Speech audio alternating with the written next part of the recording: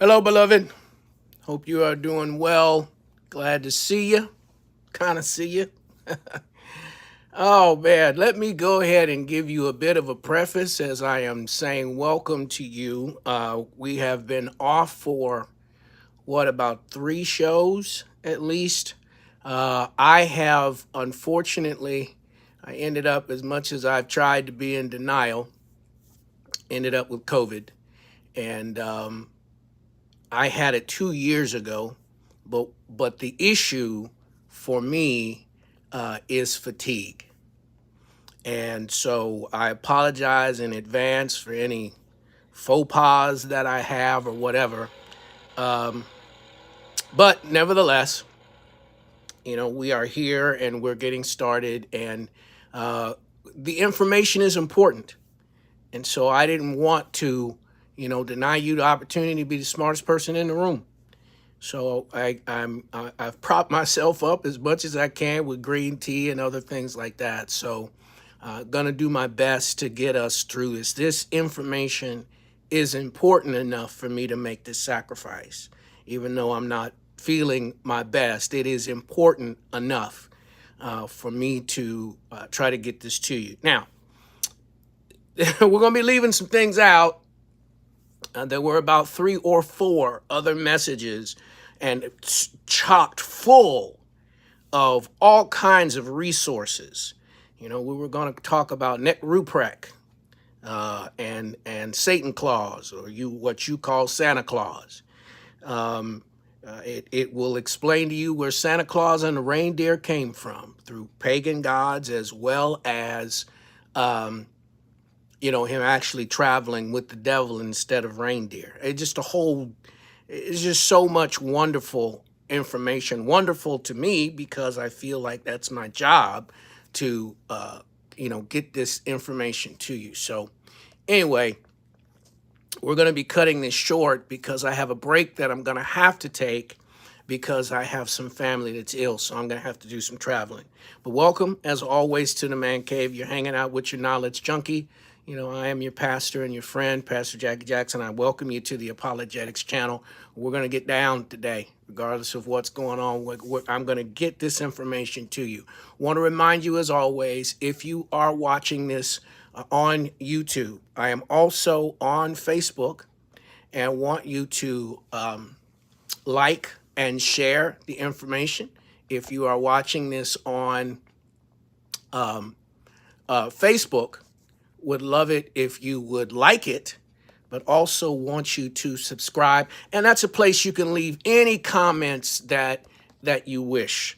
If there's something that you want to share, that is a great place to do it, to ask questions. There's a couple of websites or site, I don't know the word. Anyway, on Facebook. And, different people will ask me questions about things, and it's exciting to be able to answer those questions, So, if you have any, feel free on these topics, especially if I'm cutting something short like this. I don't think, based on the parts that I've shared, that there's anything that is that's left out. However, you may have some questions. I enjoy them. I do. I have studied this stuff thoroughly. That doesn't mean that I know everything, but I do know some things. Let me get to this. The fatigue often shows up with me being out of breath, and we're just getting started. I'm already kind of there. All right, I don't even want to talk about it anymore. So Christmas story time. We're getting into some stuff here. There's some scriptures that I want to share with you, and there's a whole plethora of verses that we're not going to go over. As a matter of fact, when I normally teach this at a church, I will do this entire, the first 20, not 26, the first 31 verses of Ezekiel 22, all right? Because it's very important, because there was a time that these kind of these pagan practices have been around for a long time. We've talked about this before, that these things have been around for some time. And, they show up maybe with different names, or in different cultures, they give them different names, but nevertheless, it's the same stuff that God told his people to stay away from years ago. And we find ourselves falling to the same tricks. I had somebody just asked me the other day, yesterday, why is there inconsistency with miracles and things like that? This is it. Beloved, this is it. It's the compromise that thwarts the anointing and power of God from moving. That's not the only reason, especially in America, because in foreign countries, India, Africa, continent of Africa, those places like that, there are great people look for a man of God before they look for a doctor.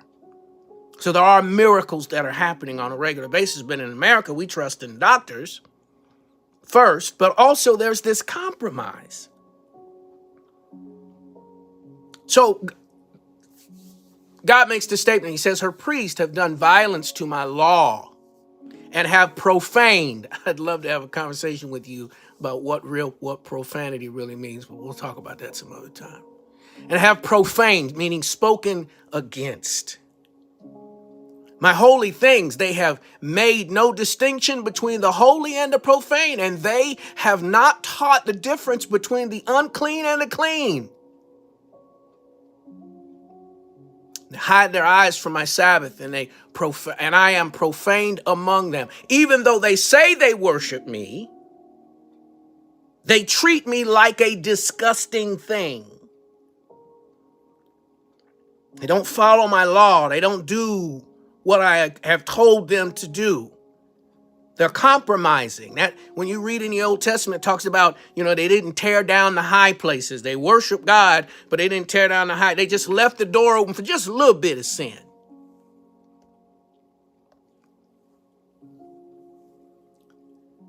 And in those same verses, God says, I sought for a man. I looked for somebody. Always amazes me that he was talking to Ezekiel when he said it. I don't know what was going on with Ezekiel in that moment, but I'm just always amazed. He's talking to Ezekiel. He said, I look for somebody to stand in the gap for me, that regardless of whether or not it was popular, that they would tell people the truth. He said, I couldn't find anybody. Back in 1998, when I discovered how pagan these things were and found zero connection to Jesus, I said, Lord, here I am, send me. Whether I am popular at the end of it or whatever people think, I will tell your truth. If I'm the only voice crying in the wilderness, I'll cry out for you. Because I know Christmas breaks your heart. Because I know it honors other gods and not you. I know there's no connection whatsoever to Jesus. None.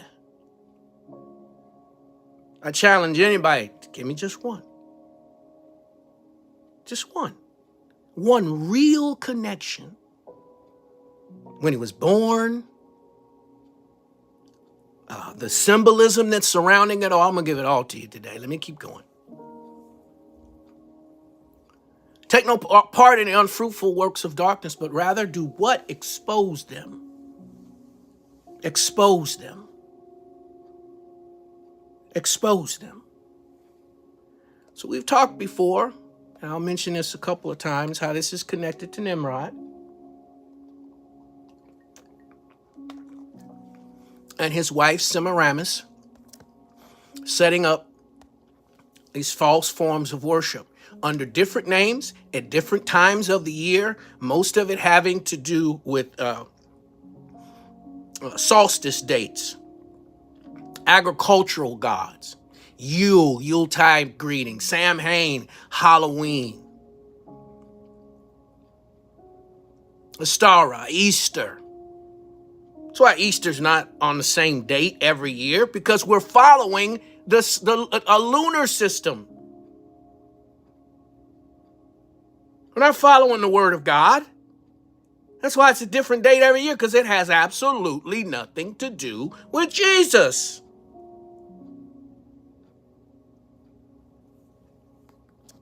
Eggs and fertility gods and all of that mess all come out of Nimrod and his wife, Semiramis, his wife mother.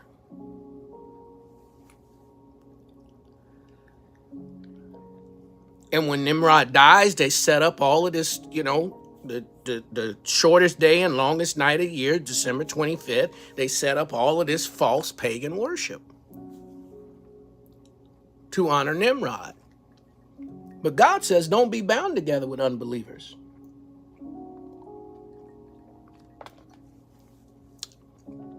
Think about it, people. Think about it.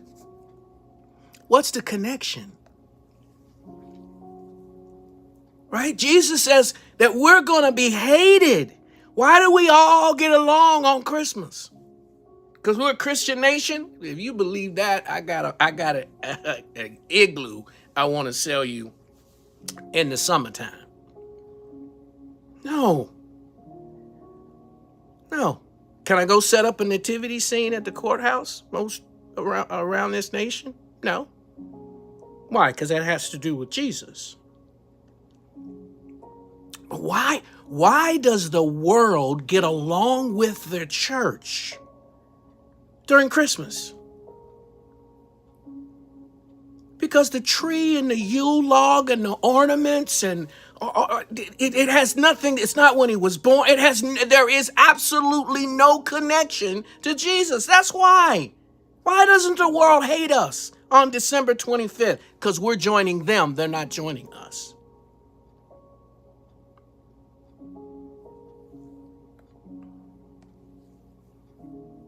We're joining them. They're not joining us. And I'm going to prove that to you tonight.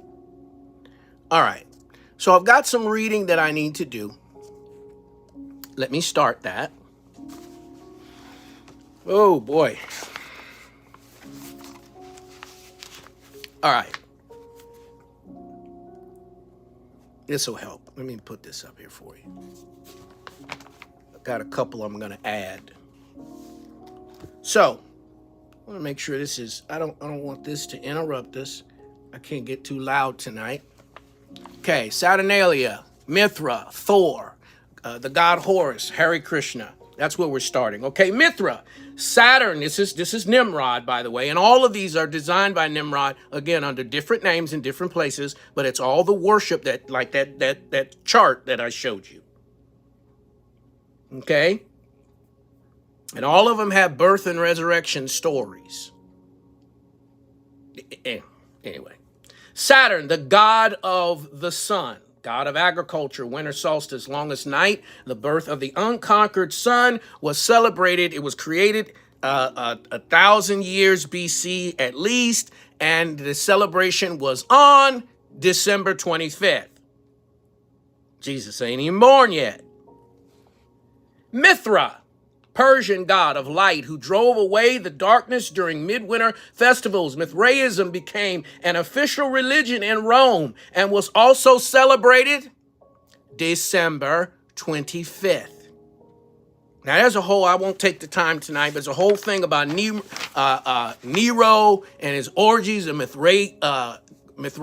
The worship got out of hand during a celebration. He blamed it all on the Christians and all of that, fire in Rome, whole big deal. He would pour oil on Christians and use their bodies, light them on fire and let their burning light up the orchards where he had his orgies to celebrate Mithraism. I mean, there were some people that lost their lives in the middle of what we just think is something to do. Continuing on. Odin Wooden, or what you know by the movie as Thor. Norse god, okay? In a totally different area from the other ones that I just read. Norse god who flew the winter skies on an 8-foot horse. He brought rewards and punishments to the people of Europe, one of the stories leading to Santa Claus, part of the Teutonic tribes, and it was celebrated on ding, ding, ding, December 25th. Horus. He was a chief Egyptian god. His birth was celebrated. Do I need to say it? December 25th, Hare Krishna. He was worshipped in India and his birth was celebrated on December 25th. Dionysus. He is a Greek and Roman god and his birth was celebrated on December 25th. The Egyptian god Osiris was born, they believed, on December 25th. Celebrated on December 25th. Has nothing, zero, to do with Jesus. That's why the world can come together on Christmas, because it's the worship of pagan gods, and they put my Lord's name on that filth.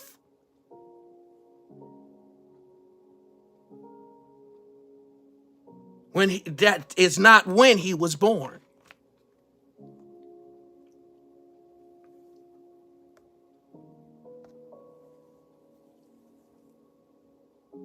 Wasn't born on December 25th. You tracking with me? You tracking with me? Let me give you a moment. I went kind of fast with that, so let me give you a moment.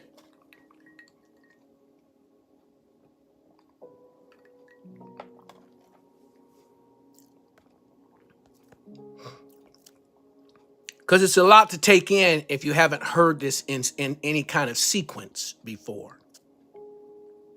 Now, if you're not a believer, you can just say, so what? It's not that easy if you are. You can't force, that's what happened.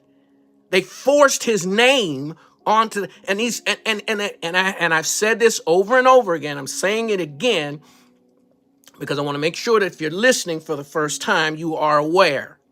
If these practices did not exist anymore, I might be able. There's all kind of scripture that tells me not to do that. But I might be able to look the other way and say, well, that was then and this is now. But they're still sacrificing babies. They're still dealing with all the fertility rites that they used to.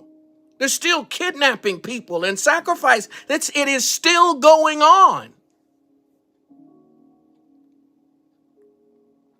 You're just in a safe little corner and I want to decorate and I'm sorry, I'm not trying to be hard on people. Sorry, beloved.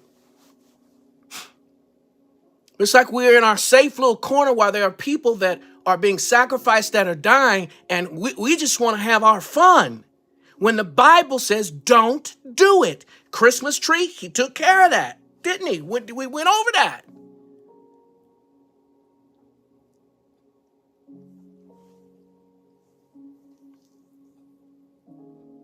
If this stuff wasn't still going on, maybe. So one of the things that I like to clear up when I do something like this, and I've talked about this along these lines before, is where God is speaking in the garden after man falls. And he says, as I will put enmity or opposition between you and the woman, and between your offspring or her seed and your seed. He will crush your head and you will strike his heel. Now, I've explained that before, but let me go over it briefly so the rest of this makes sense to you. God in the garden, in the very beginning of man's existence, when man fell, God talked about his redemption process. A woman does not have a seed. He's talking about the virgin birth, and the people that lived after this time understood that, and that's why we have so many virgin birth stories. The world didn't come up with it first, and then the church copied it. God talked about it in the garden. Boy, I feel my help coming. And the bruising of Satan's head is talking about headship and authority that would be taken away by this seed, virgin birth, Jesus. And the reason that it's going to happen, the reason his authority is going to be taken away, is that there's going to be a sacrifice by the bruising of the heel. When people were crucified and they pushed themselves, and I don't have time to go into all the detail, but they would push themselves up and down on the cross. When they would take them down, that one heel that they had been pushing themselves up and down with so they could breathe, because that's why it was called crucifixion. You would suffocate. When you could no longer push your body up again, the weight of your own body would take your breath away, and that's how you would die. And when they would take you down off the cross, that foot that had been rubbing up and down on that cross would be bruised, and they called it the bruising of the heel. So here is God in the Garden of Eden talking about the virgin birth that's going to come, how Jesus is going to die, and that Satan's authority would be taken away. So any story that comes after that, you can't just read the Bible, you got to read the Bible. It's all there. So the devil steals these stories and creates all this doubt and uses December 25th as the birth of all of these false pagan gods. Let me read. Semiramis and Nimrod, okay? Semiramis said that Tammuz was the rebirth of Nimrod. Virgin birth, that she had a virgin birth. She knew the story. Astarte, and Moloch or Baal. Well, that's Semiramis and Nimrod again, under a different name. But as Ashtoreth and Astarte, I don't know if I even said that right the first time, that's where we get Easter from.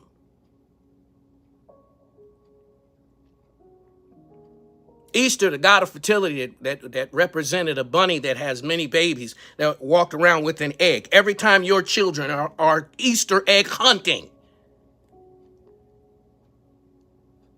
it represents that pagan god. They're exercising, though, in a mock way, the fertility rites that were due that pagan god.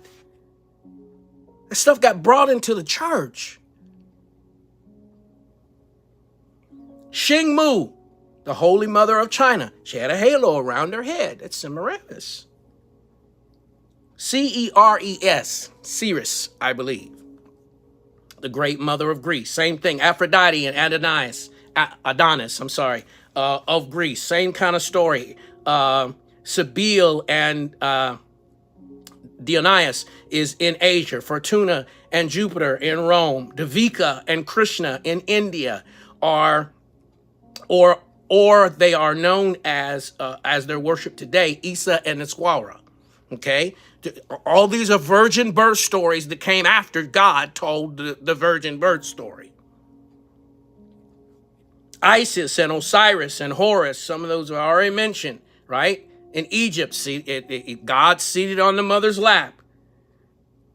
Disa in Scandinavia, was pictured with her child. Hertha, which we're not going to have time for. Hertha in ancient Germany held her child in her arms. See, Santa Claus is a hearth god. The hearth is that area, the brick area just before you enter a fireplace. All right, but before the fireplace or part of the fireplace. And so hearth gods were worshipped. Hertha was worshipped in many areas. As a matter of fact, there were towns that would put a fire in the middle of town, and they made sure that it never went out because that meant that Hertha would bless them. The fireplace was the center of the home. They would build the fireplace and then the rest of the home around it. And Santa Claus coming down the chimney where the fire is and all of that. Santa Claus is a hearth god. And when you leave cookies and milk for him, if he's pleased by that, he would leave blessings. If he didn't, he would leave a curse. That's just a taste of it. But you understand? It's all pagan.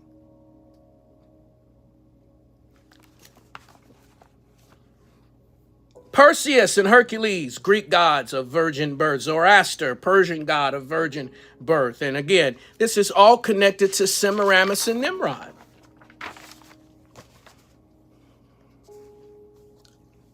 Seems still kind of fast, but I hope you're listening. I hope you're listening. Here, let me give you a minute. Haven't heard this stuff before?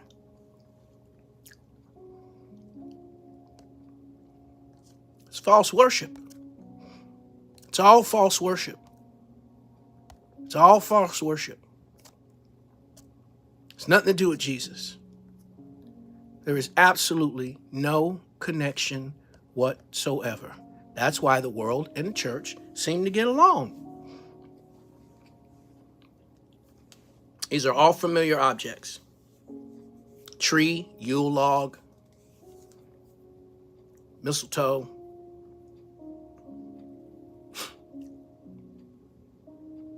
Let me tell you what they really are. Tree we've talked about. Gave you the verses for it. Jeremiah chapter 10, God said, don't do it. Okay? They dressed up trees and made sacrifice and had orgies. Child sacrifice during this celebration was also made to the god Thor by the Druids. Egyptians had some of the same practices using palm trees. Ornaments. Trees had fairies that later became angels, candles that became lights, apples wrapped with color paper that later became colored balls, horns and bells to scare off evil spirits. Jingle bells, jingle all the way. Oh, what fun it is to ride in a one-horse open sleigh. Those bells that were put on the side of sleighs were not let you know somebody's coming. It was a part of pagan worship to ward off evil spirits as somebody went down the road. So when you're singing this stuff, it's false worship. Not just a song, because somebody's singing it for real somewhere on the planet.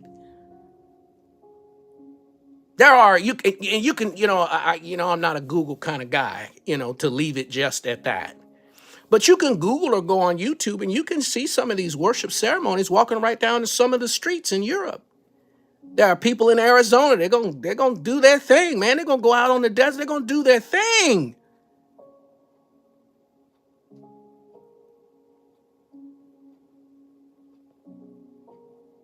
In mass numbers, this ain't 2-3 people.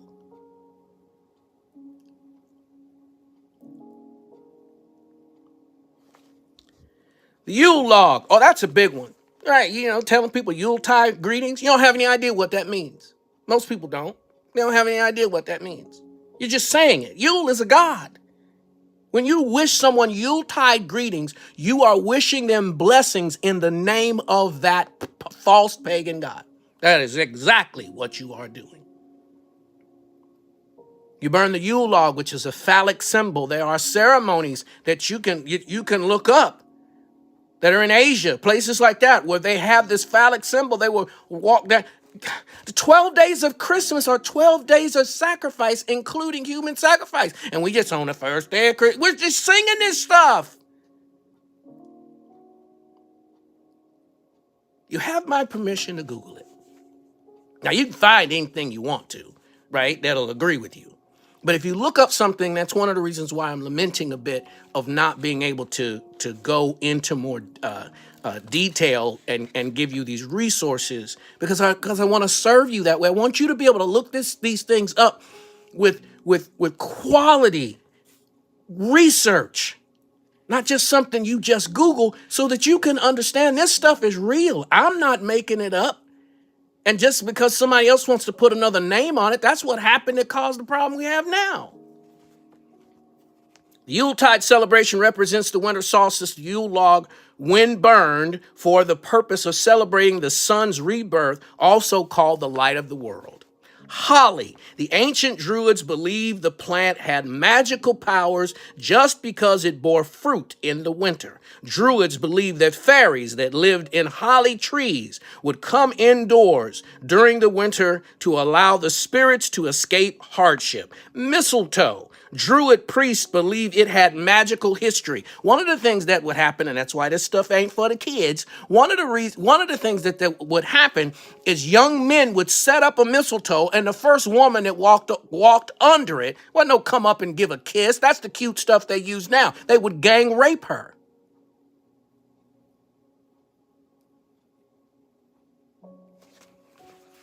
Deck the halls. Yeah, okay. Gingerbread man is used as a substitute for child sacrifice. All right. So as I am hurrying to the close, how did this stuff get into the church? Well, this is going to be brief, but it'll make the point.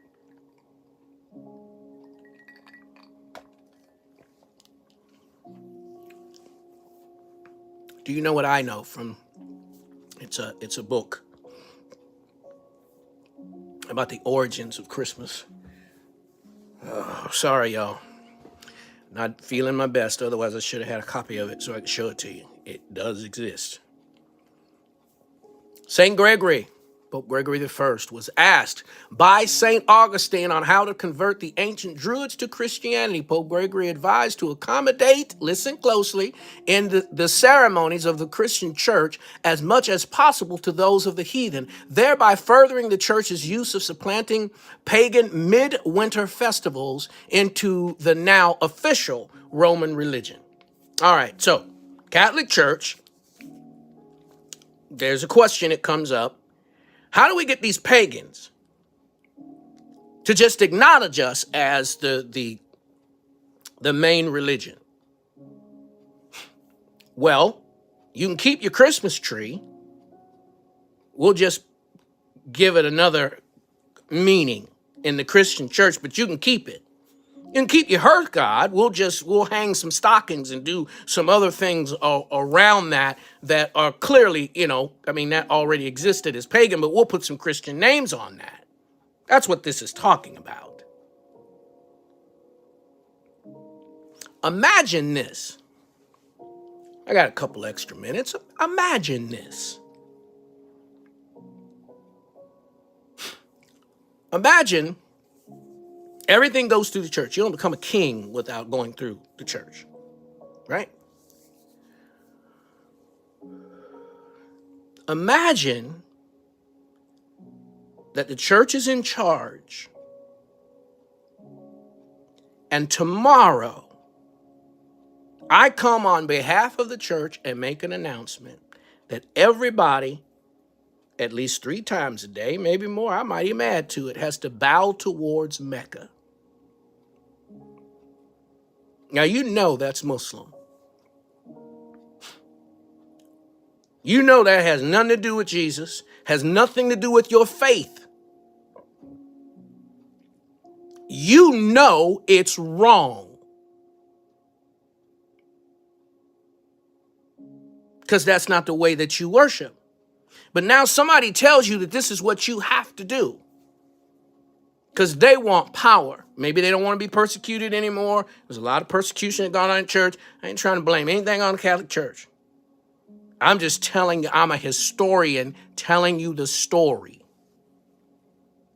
And if somebody said that to you, you would rebel because you know it's wrong. That's the same thing that happened when they started trying to bring these pagan practices into the church. And the people that were believers that would not go along with it, many were persecuted and many were killed. And the understanding of that, because it was so close to those things being, all the Druids already had the Germanic area, the different parts of the world, they already had their forms of worship. And it was the main religion of the area. Follow me now. So with that in mind, the people that became Christians during that time knew that that was false pagan worship. They were clear on it. The Puritans coming to our country, one of the reasons that they came here, there was some messed up stuff that happened, but one of the things, they were trying to get away from that kind of pagan worship that was going on. One of the things they did immediately when they got here was to outlaw anything connected to Christmas.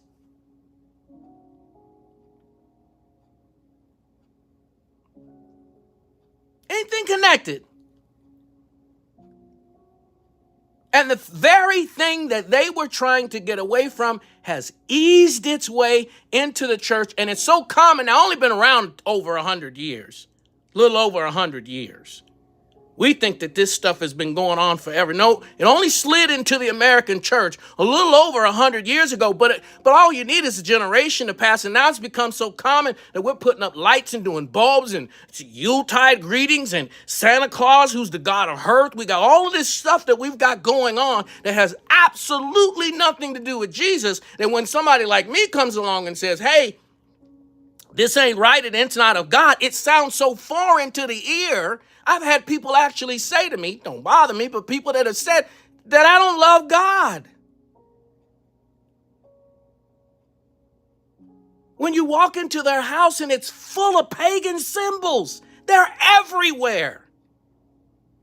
And if people would simply take the time, don't believe me, but look it up. Research it for yourself. Don't love decorating so much, or the holiday and all the movies they're on now and all of that don't love doing that stuff so much that you do the opposite of what God said. That's the same thing. You read the book of Judges and you can judge them all day long. Oh man, they were rising and falling and look at how they were living. No, it's the same thing we're doing now. That's why the Bible said people were doing what was right in their own eyes. That's what this is, beloved. That's what this is.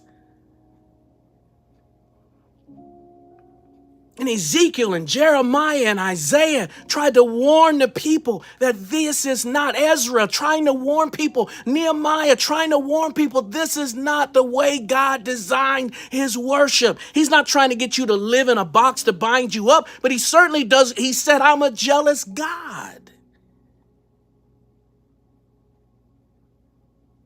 Have people that, and I'm closing, have people that have said, talk to me about, yeah, it's become too commercial. Man, I haven't had any conversation with you at all about who's spending money during Christmas time.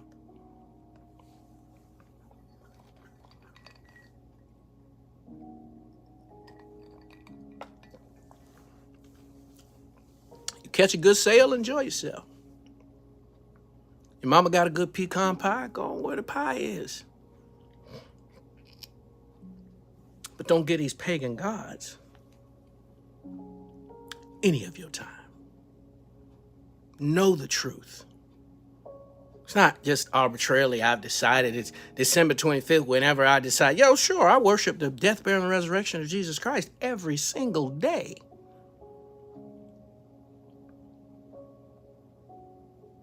But on December 25th, just like October 31st, I'm in prayer. There's sacrificing going on. I'm praying and asking God to save lives.